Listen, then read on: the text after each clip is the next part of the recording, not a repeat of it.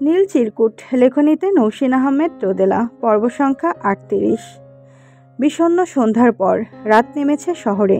নিশুতি অন্ধকার কাটিয়ে বেজে চলেছে সূক্ষ্ম বিরহী সুর, গিটারের তার আর শিল্পীর আঙুলের অবাধ্য নৃত্য চারপাশটা হয়ে উঠেছে জনম দুঃখী। বড় বেশি বিষণ্ণ। রঙ্গন ব্যাগ গুছাচ্ছিল, সুরটা কানে আসতেই থমকালো হাত। বুক বেয়ে উঠে এলো তপ্ত দীর্ঘশ্বাস। ব্যাগটা পাশে ফেলে নাদিমের সামনে বিছানায় এসে বসল। নাদিমের আঙুল নির্ভুল ছুটছে। রঙ্গন কিছুক্ষণ গুম হয়ে বসে থেকে বলল, তোদের খুব মিস করবো দোস্ত, তোদের ছাড়া থাকতে হবে ভাবতেই দম বন্ধ লাগছে। নাদিমের আঙুল থামলো। চোখ মেলে রঙ্গনের দিকে তাকিয়ে গিটারটা পাশে রাখলো। চেয়ারে গা এলিয়ে বিছানায় পা দুটো তুলে দিয়ে আরাম করে বসলো। ভুরু কুচকিয়ে বলল, মায়াগা মতো এত সেন্টি খাইতাছত কেন মামা?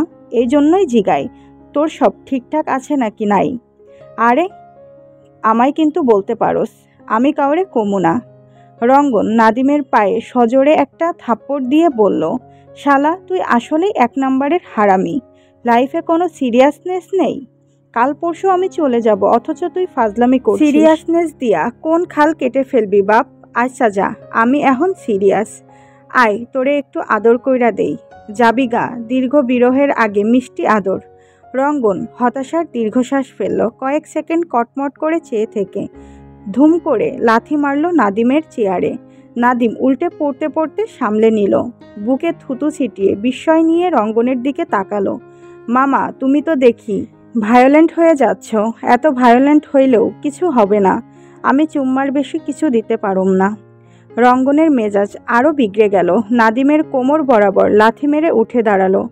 শার্টের হাতা গোটাতে গোটাতে বলল, আজ তোকে আমি জ্যান্ত পুঁতে ফেলবো। নাদিম দাঁত কেলিয়ে বলল, কাম কাম কাম বেবি। রাগে ফুঁসতে থাকা রঙ্গনের হাতে বেশ কিছু শক্ত ঘুষি খেয়ে নিজেও কিছু দিয়ে অল্প কিছুক্ষণের হাতাহাতিতে ক্লান্ত হয়ে পড়ল দুজনেই। আহত চোয়াল কপালে হাত বোলাতে বোলাতে একে অপরের দিকে কটমট করে তাকালো। কয়েক সেকেন্ড নিশ্চুপ থেকে হঠাৎই ঘর কাঁপিয়ে হেসে উঠল দুজনে। নাদিম ডান হাতে নিজের কাঁধটা চেপে ধরে বলল, বহুত শক্ত মার দিছোস। রঙ্গন নিজের চোয়ালে হাত বোলাতে বোলাতে বলল, তোর হাতে এত শক্তি এলো কবে থেকে? চাপার দাঁত নড়ে গিয়েছে নির্ঘাত। তারপর কিছুক্ষণ নিশ্চুপ। বাইরে সনসন বাতাস বইছে। আজ আবারও ঝড় উঠবে মনে হচ্ছে। রঙ্গন দীর্ঘশ্বাস ফেলে বলল, নীরা রাজি হয়েছে বিয়েতে। অন্তু শেষমেশ পাচ্ছে ওকে। নাদিমের বুকে অদ্ভুত এক খুশির দামামা বাজিয়ে গেল। হঠাৎই ঠোঁটে ভাসল সত্যিকারের হাসি। চকচকে চোখে চেয়ে বলল, তাই নাকি? রোমিও জুলিয়েটের উপাখ্যান শেষ হচ্ছে তাহলে। শালার কি নাটকটাই না দেখাইলো। রঙ্গন বিষণ্ণ চোখে নাদিমের দিকে তাকালো। নাদিমের কাঁধে হাত রেখে বলল, নিজেদের মাঝে আর ঝামেলা রাখিস না দোস্ত। অন্তত সবসময়ই ছেলে মানুষ, শর্ট টেম্পার, কিন্তু তুই তো বুঝিস। নাদিমের খুশিটা হঠাৎই থিতিয়ে গেল। মনে তৈরি হলো গুমট অন্ধকার। অতি সন্তর্পণে দীর্ঘশ্বাস ফেলে হাসার চেষ্টা করলো। কবে ফিরবি তুই? এখনই ঠিক বলতে পারছি না। এটুকু বলে থামলো রঙ্গন। তারপর খুব উদাস কণ্ঠে বলল, আমি ফিরে এসে তোদের এভাবেই পাবো তো দোস্ত? নাদিম রঙ্গনের কাঁধে চাপড় দিয়ে বলল, পাবি না কেন? অবশ্যই পাবি। আমাদের আর কি হবে? নাদিমের প্রাণহীন কথাটি রঙ্গনকে খুব একটা শান্তি দিতে পারল না। পুরো ঠোঁটের ওপর মুষ্টিবদ্ধ হাত দুটো জড়ো করে চুপ করে বসে রইল। উদাস চিন্তিত চোখ দুটো নিবদ্ধ হয়ে রইল ফ্লোরে। নাদিম আস্তে ধীরে সিগারেট ধরালো। নাকে মুখে ধোঁয়ার কুণ্ডলি ছড়িয়ে উঠে গিয়ে ব্যালকনিতে গিয়ে দাঁড়ালো। বাইরের পরিবেশটা পর্যবেক্ষণ করে বলল, আজও ঝড় হইব মনে হয়। শরৎকালেও ঝড় বৃষ্টি, স্ট্রেঞ্জ। রঙ্গন উত্তর দিল না। উঠে গিয়ে নিজের ব্যাগ গোছানোয় মনোযোগ দিল। ঝুম বৃষ্টিতে ব্যালকনির রেলিংটা যখন ভিজে গেল, আকাশটা শুভ্র ঝিলিকে দ্বিখণ্ডিত হয়ে আর্তনাদ করে উঠল। তার এক ফাঁকে খবরটা দিল রঙ্গন, কাল অন্তুনীরার বিয়ে ঘরোয়াভাবেই হবে, কোথাও উধাও হয়ে যাস না। আমরা বিয়েতে যাচ্ছি। নম্রতা ছোঁয়া আসছে। এই দিনটির জন্য কত পাগলামই না করেছে অন্তু, তোর মনে? নাদিম উত্তর দিল না। রঙ্গনের বাকি কথাগুলো তার মস্তিষ্ক পর্যন্ত পৌঁছালো না। সিগারেটের বিষাক্ত নিকোটিন ফুসফুসে টেনে নিয়ে অন্ধকার বৃষ্টির দিকে চেয়ে রইল। কপালে ফুটে উঠল বেশ কিছু সরু চামড়ার ভাঁজ। বজ্রপাতের শব্দকে ছাপিয়ে নাদিমের ভেতরের বিদ্বেষী মানুষটি হঠাৎই ভীষণ ক্ষোভ নিয়ে বলে উঠল, তোমার নিজেকে ঘৃণা করা উচিত নাদিম। নাদিম চমকে উঠে বলল, কেন? কেন? কারণ তুমি গুরুত্বহীন, তুমি বোকা। বন্ধুদের জন্য প্রাণ দিতে চাও, অথচ বুঝতে চাও না তাদের কাছে তুমি মূল্যহীন। তোমার বিন্দুমাত্র সেলফ রেসপেক্ট নেই। বাজে কথা। আমি কবেকার মূল্যের আশায় বেঁচেছিলাম। আমি একা বেঁচে থাকতে অভ্যস্ত। কারো গুরুত্বের পরোয়া তো কখনোই করিনি। তুমি আমাকে ডিস্ট্র্যাক্ট করার চেষ্টা করছো। কাজটা ঠিক হচ্ছে না। কোনোদিন কারোর গুরুত্বের পরোয়া করনি ঠিক, কিন্তু এতটা সস্তাও তো হওনি। হয়নি, তবে কি আজ হচ্ছি? অবশ্যই হচ্ছে। অন্তু সেদিন রেগেছিল মানছি। তুমি বলেছ ছেলেটির বড় কষ্ট, সেটাও মানছি, কিন্তু আজ তো কোনো সংকট নেই তার। যাকে পাওয়ার জন্য এতদিনের পাগলামো, তাকে পাচ্ছে। আজ সে আনন্দিত, সুখী। তার সেই সুখের খবর সবাইকে জানালেও তোমাকে জানানোর প্রয়োজন বোধ সে করেনি। তুমি তার কাছে গুরুত্বহীন বলেই হয়তো তার এত অপারগতা। নাদিম সিগারেটের শেষ টান দিয়ে ছুঁড়ে ফেলল দূরে। নতুন আরেকটা সিগারেট ধরিয়ে নাক মুখে ধোঁয়া ছড়ালো। বিদ্বেষী মানুষটি হিসিয়ে বলল, এরপরও, এত কিছুর পরও তার বিয়েতে তুমি যাবে? যে তোমায় চাইছে না তার কাছে এতটা বেহায়া তুমি হবে নাদিম? নাদিম অন্যমনস্ক হয়ে বলল, ও যে আমার বন্ধু। বাজে কথা। তবে কি যাওয়া উচিত নয়? কখনো নয়। নাদিম দীর্ঘশ্বাস ফেলল। কাছে কোথাও প্রচণ্ড শব্দে বাজ পড়ল। নাদিমের মনে হলো বাজটা কাছে কোথাও পড়ল। ভগ্ন হৃদয়টা প্রচণ্ড অভিমান নিয়ে বলল, খবরটা আমায় তুই নিজে কেন দিলি না অন্তু? কেন? শরতের ঝকঝকে সকাল। কাল রাতে ঝড় হয়ে যাওয়ায় আকাশটা এখন পরিষ্কার, ঘন নীল। গাছের পাতাগুলো ঝরঝরে, বাতাসে একটু ঠান্ডা ঠান্ডা ভাব। নীরা খোলা বারান্দার এক কোণে প্লাস্টিকের টোল পেতে বসে আছে। এক টুকরো রোদ এসে গড়াগড়ি খাচ্ছে তার পায়ের কাছে। চারদিকে ব্যস্ত মানুষের পদচারণা। নীরার হাতে মেহেদি পরানো হচ্ছে। হাতের মাঝ বরাবর লেখা হয়েছে অন্তু নামক ছেলেটির নাম। নীরার চোখ দুটো টলমল করছে। বুকের কোথাও একটা কষ্ট আর সুখের ব্যথা মিলেমিশে একাকার হয়ে গিয়েছে। বছরের পর বছর অন্তুকে ভালো না বাসার জন্য নিজেকে শাসিয়েছে নীরা। নানাভাবে প্রত্যাখ্যান করেছে তার ভালোবাসা। এই মানুষটা আমার জন্য নিষিদ্ধ ভেবেই হাজারো কষ্ট দিয়ে দূরে ঠেলার চেষ্টা করেছে। তার পাগলামোগুলো হেসে উড়িয়ে দিয়েছে। কিন্তু আজ হঠাৎ সেই দিনগুলোর জন্য বড় কষ্ট হচ্ছে নীরার। সে যদি অন্তুর নামেই লেখা ছিল, তাহলে কেন এত কষ্ট? অবহেলার গল্প তৈরি হলো তাদের। কেউ কেন চোখে আঙুল দিয়ে বলে দিল না সব মিথ্যা, সব বানোয়াট? শুধু এই ছেলেটাই সত্য। এই ছেলেটার হাতেই ধরা পড়তে তুই বাধ্য। নীরার চোখ বেয়ে জল গড়িয়ে পড়ল। নীরা জানে কোনো কিছুই আর আগের মতো নেই। তাদের বিয়ে ঠিক হওয়ার পর একদিনও নীরার সাথে কথা বলার চেষ্টা করেনি অন্তু। নীরার প্রতি কোনোরূপ উৎসাহ দেখায়নি। এত কিছুর পর হয়তো উৎসাহ দেখানোর কথাও নয়। তাদের সম্পর্কটা এমন একটা অবস্থায় গিয়ে পৌঁছেছে যেখানে স্নিগ্ধতার আর কিছুই অবশিষ্ট নেই। নীরা দীর্ঘশ্বাস ফেলল। কেউ একজন কাঁধে হাত রেখে তেজ নিয়ে বলল, আপু, তুমি আবারও কাঁদছো? তুমি সত্যি করে বলো তো, এই বিয়েতে তোমার মত আছে নাকি মায়ের জোরে বিয়ে করছো? ইরার কথায় চোখ ঘুরিয়ে তাকালো নীরা। হাসার চেষ্টা করে বলল, ধুর, মা জোর করতে যাবে কেন বলতো? নিজের ইচ্ছেতেই বিয়ে করছি। অন্তুকে তো তুই চিনিসই। ইরা কথাটা বিশ্বাস করল না। ফুঁসে উঠে বলল, তোমার চোখ মুখে বিরহ দেখে কিন্তু এমনটা মনে হচ্ছে না আপু। অন্তু ভাই যেমনই হোক, পুরো ব্যাপারটা আমার কেন জানি ভালো লাগছে না। অন্তু ভাইয়ের ফ্যামিলির মানুষগুলো দেখেছো? হাবভাব দেখে মনে হচ্ছে কেউ মাথায় বন্দুক ধরে জোরপূর্বক ঘাড়ে তুলে দিয়েছে মেয়ে, অথচ প্রস্তাব তো তারাই এনেছিল। নীরা হেসে ফেলে বলল, তুই একটু বেশি বেশি ভাবছিস। ইরা সে কথায় পাত্তা না দিয়ে বলল, আমি কিছু বেশি ভাবছি না। এরা যদি তোমার সাথে কোনোরূপ খারাপ ব্যবহার করে তো মুখের উপর ডিভোর্স পেপার ছুঁড়ে চলে আসবে। মায়ের মতো অত সমাজ নিয়ে আদিক্ষেতা করবে না। এই সমাজ আমাদের দুই বেলা ভাত দিয়ে যায় না। তোমার জীবন, তুমি যা ইচ্ছা তা করবে। আশেপাশের খালা ভাবির বাপের কি? কেউ কিছু বললে জিহ্বা টেনে ছিঁড়ে দেবে।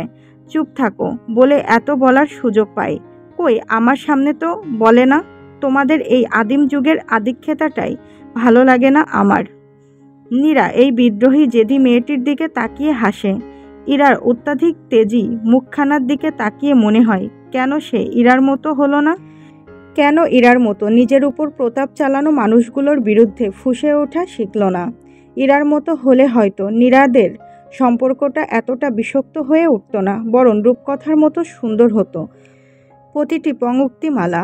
নীরার হঠাৎ জানতে ইচ্ছে হলো, ইরারও কি কোনো পাগলাটে প্রেমিক আছে? ইরা কি তাকে প্রশ্রয় দেয়, ভালোবাসে? ফোনের বাজখাই শব্দ আর হেমন্ত মুখোপাধ্যায়ের কণ্ঠে ঘুম ভাঙল নম্রতার। ফোনের স্ক্রিনে ডাক্তার নামটা ভাসতেই ঘুম ছুটে গেল তার। বিস্ময়ে বিমূঢ় হয়ে ফোন উঠালো। সন্ধিহান কণ্ঠে বলল, হ্যালো। ওপাশ থেকে নিরিট পুরুষালী কণ্ঠ ভেসে এলো, হেই নম্রমিতা, রোড সাইডের প্রথমেই নীল রঙের দোতলা বাড়িটিতে কি আপনার বাস? নম্রতা বিস্ময়ে হতবুদ্ধি হয়ে গেল। হঠাৎ ঘুম ভাঙা মস্তিষ্কটা কেমন এলোমেলো লাগছে।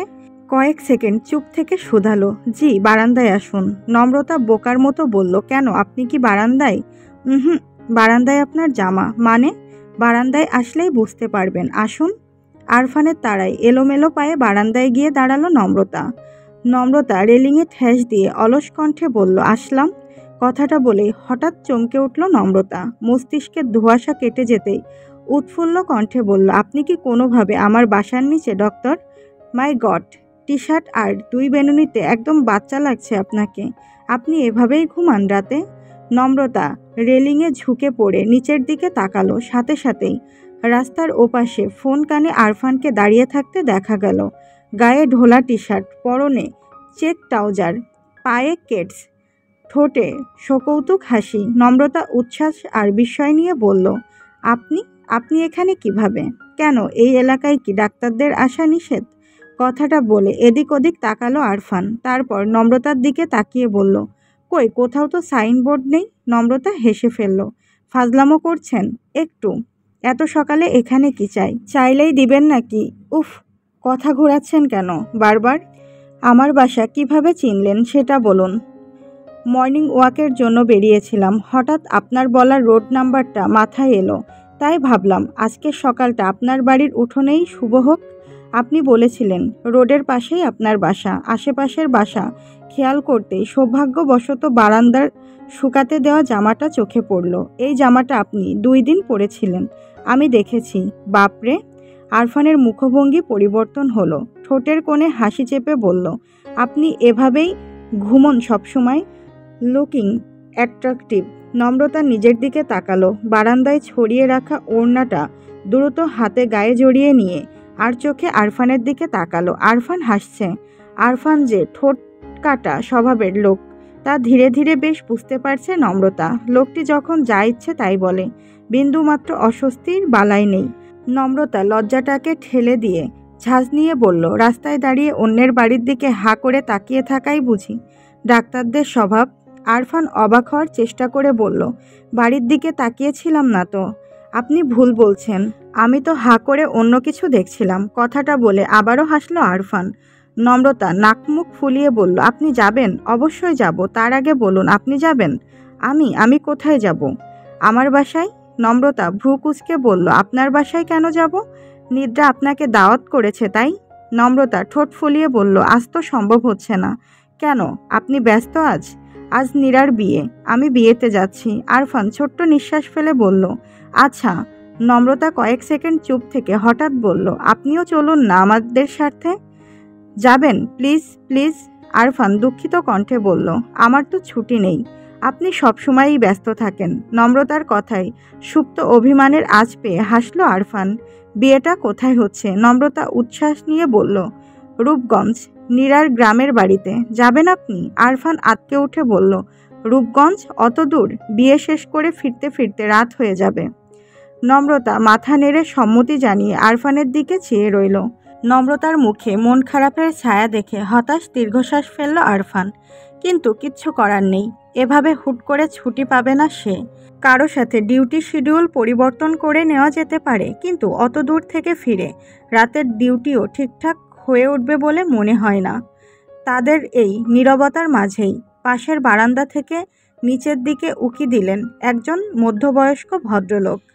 গায়ে তার ছাইরঙা পাঞ্জাবি, চোখে মোটা চশমা, মুখে গাম্ভীর্য, ডান হাতে ভাঁজ করা খবরের কাগজ। ভদ্রলোকটি খানিক ঝুঁকে নম্রতার বারান্দার দিকে তাকালো, তারপর চশমা ঠিক করে ভুরু কুঁচকে নিচে আরফানের দিকে তাকালো। আরফান ভদ্রলোকটিকে লক্ষ্য করে সন্ধিহান কণ্ঠে বলল, পাশের বারান্দায় দাঁড়িয়ে থাকা ভদ্রলোকটি কি আপনার বাবা নম্রতা? নম্রতা ঘাড় ঘুরিয়ে পাশের বারান্দার দিকে উকি দিল। নুরুল সাহেব গম্ভীর মুখে ভ্রুকুটি করলেন। নম্রতা মাথা ঘুরিয়ে নিচে আরফানের দিকে তাকালো। নুরুল সাহেব দৃষ্টিও নেমে গেল নিচে। আরফান আবারও বলল, আপনার বাবা? নম্রতা অসহায় মুখে মাথা নেড়ে বলল, হ্যাঁ। আরফান বিপন্ন কণ্ঠে বলল, ও শিট। কথাটা বলেই ফোন কেটে দ্রুত পায়ে জায়গা থেকে সরে গেল আরফান। একটা রিকশা ডেকে দ্রুত রিকশায় উঠে স্বস্তির নিঃশ্বাস ফেলল। নম্রতা অবাক হয়ে কিছু এক বলতে গিয়েই বুঝল কল কেটে দিয়েছে আরফান। নম্রতা ভীত চোখে পাশের বারান্দায় বাবার দিকে তাকালো। নুরুল সাহেবও গম্ভীর মুখে মেয়ের দিকে তাকালেন। কয়েক সেকেন্ড গুরুগম্ভীর সময় কেটে যাওয়ার পর হঠাৎই বাবা মেয়ে ফিক করে হেসে উঠলেন। নুরুল সাহেব শব্দ করে হেসে বললেন, ডাক্তার নাকি?